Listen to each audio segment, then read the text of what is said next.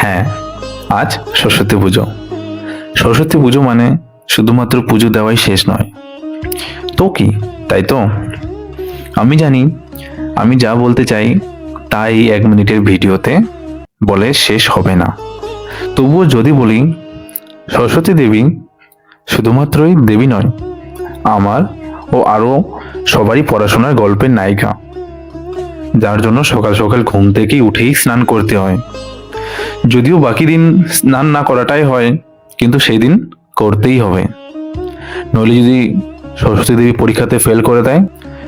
শর্ত শুধুমাত্র সকালে ঘুম থেকে উঠে স্নান করা নয়, আরো যেমন কুল না খাওয়া, নতুন জামা কাপড় পরা, আরো অনেক কিছু।